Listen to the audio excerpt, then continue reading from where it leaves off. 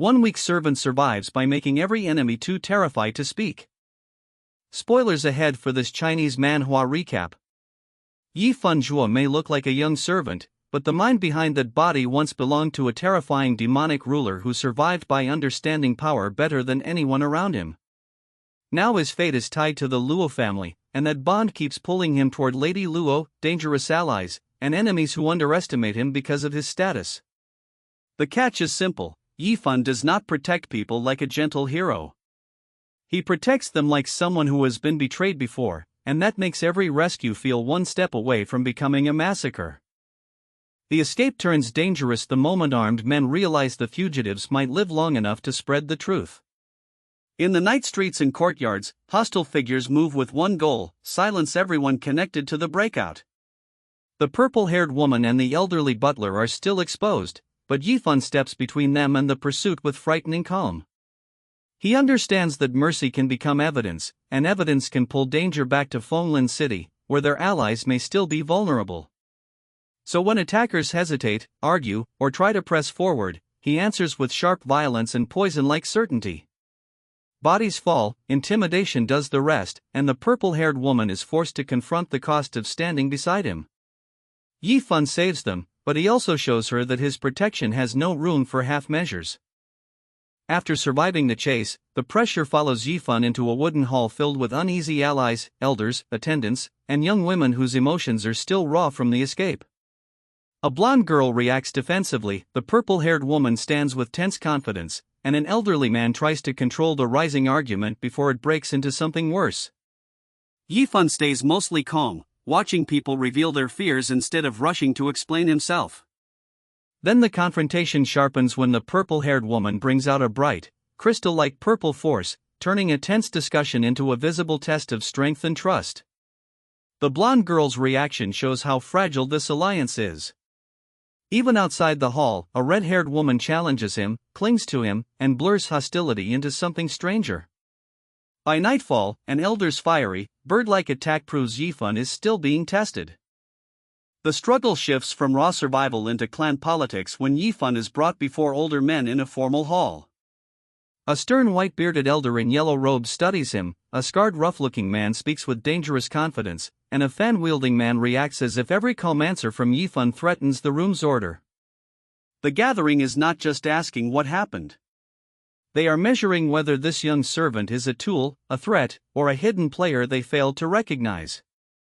Yi Fan's dark scarf-like cloak makes him look guarded, but his expression stays composed while the elders press him. That restraint is its own answer. He is not begging for safety. He is negotiating from inside suspicion. When he leaves with a small red object, the story turns toward a richly decorated place and a lively purple-haired woman who may bring reward, business, or another trap. Soon after that, the danger becomes supernatural again. An elderly white-haired cultivator appears to warn about a force tied to violent red and purple energy, and his seriousness gives the threat immediate weight.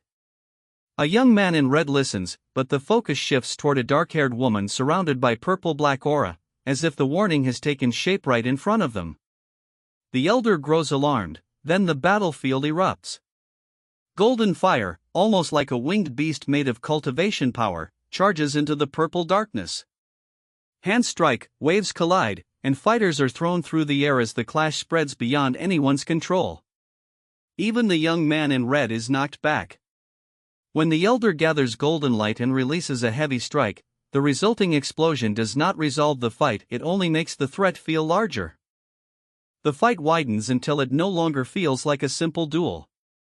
A red-haired fighter faces a blonde or golden-armored opponent while purple beams tear across the battlefield and explode near multiple figures. In the aftermath, a small red demonic creature with glowing eyes appears, making the conflict feel corrupted by something stranger than ordinary martial rivalry. Someone falling through the air has to be caught, which shows how quickly allies are being forced to rescue each other just to stay alive. More figures gather, including a dark-haired young woman and pale-haired supporters, but the center of the battle belongs to the Golden Fighter. He surrounds himself with bright power and seems to transform or empower into a beast-like form. His fiery charge answers purple and red energy with overwhelming force, while a purple beam from above turns the whole field unstable. Yi Fan and the red-haired young woman then stand against a group of hostile martial fighters who seem ready to turn pressure into execution. The enemies do not approach like honorable challengers. They come with shadowed figures, a hooded or masked attacker, and an older blonde man tied to the danger closing around the pair. Yi Fan remains composed, speaking and watching from nearby as if he is reading the battlefield before committing fully. The red-haired woman becomes the immediate answer. Red and pink aura gathers around her, and when a weapon-bearing enemy attacks, she launches through blue speed lines to counter with her own force. That changes her role from someone caught in Yi Fan's orbit to someone actively shaping the fight. But the enemies respond with larger techniques, golden flame-like power, red slashes, and beast-shaped energy that keep the outcome unresolved. A pale-haired elder speaks with a purple-haired young man in red and white robes, and the exchange feels like a warning before impact. The youth listens seriously, but the scene soon opens onto a battleground where a dark-clad fighter faces a massive golden presence. It could be armor, spirit, beast, or a visible form of martial energy, but whatever it is, the pressure it creates is undeniable. A blue-white slash cuts across the field, purple force gathers around the darker combatant, and the purple-haired youth watches the danger move closer. Then the golden opponent strikes back, creating bright impacts that force everyone into reaction. The exchange grows faster, with purple demonic force colliding against golden flame-like power in winged or dragon-like shapes. By the final surge, the golden energy dominates the page, making the balance of power look dangerously one-sided. The battle rises into the air, where a red-haired young fighter surrounds himself with a glowing purple crescent that looks like both shield and blade. Against him, golden dragon-shaped energy floods the sky, turning the struggle into a large-scale clash of beams, lightning, and flying figures.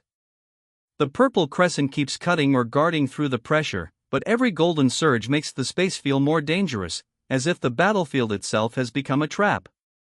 A close focus on sharp eyes and purple light suggests someone is reading the attack and preparing to push harder. Then the powers collide in a massive orange burst. After the explosion, the scene drops into a darker void-like space, where an elderly bald man stands with others nearby. Purple fragments still float around them, meaning the battle's force has not truly disappeared. The red-haired young man's conversation with the older bald man carries the tension of a warning, but it quickly turns toward action. Dark purple energy gathers around him, and a small fiery or glowing figure appears nearby before the setting shifts into a moonlit forest. That change matters because the conflict stops being a public spectacle and becomes something quieter, closer, and more dangerous. A dark-clad figure moves through the trees, approaching or observing someone hidden in the night. Soon a purple-haired young man in dark clothing is drawn into the confrontation, reacting to a threat that is already too close. More figures gather under blue magical light, and the forest erupts with impact lines and energy bursts. When a dark purple attack overwhelms the scene, it feels less like a duel and more like an ambush swallowing everyone inside it. The tension narrows around a young man in an orange-red cloak and a purple-haired girl standing nearby. Their exact words are unclear, but the body language says enough. The pause before violence is over, and someone has decided to move. The young man turns into the darker outdoor space while the girl remains close, caught between concern and trust. Then he launches forward with purple energy trailing behind him, aiming directly at an elderly bald man in red robes with a long white beard. The elder meets the charge with an extended palm, turning the rush into a close-range clash of martial force. Purple movement, palm strikes, red claw-like energy, and a bright impact burst explode between them. Yet the fight does not show a clean defeat. Instead, both sides pause again, leaving the confrontation hanging on the next exchange. This stretch works because Yi Fan's power is never presented as simple heroism. He protects people, but his protection carries the mindset of someone who has seen betrayal, pursuit, and political weakness destroy lives before. The Luo side gains a terrifying shield, yet that shield keeps attracting stronger tests: suspicious elders, uneasy allies, commercial-looking negotiations, demonic creatures, golden beast forms, dragon-shaped attacks, and forest ambushes. The story keeps asking whether Yi Fan is saving this family or dragging them into the gravity of his old life. By the end, the servant disguise still holds, but every battle cracks it wider. His enemies may not know exactly what he is, but they can feel that the weakest person in the room is becoming the hardest one to kill. Subscribe for the next recap as Yifan's enemies keep pushing closer. The current clash is still unresolved, and the next move may reveal whether this servant is protecting the Luo family or turning their war into his own comeback.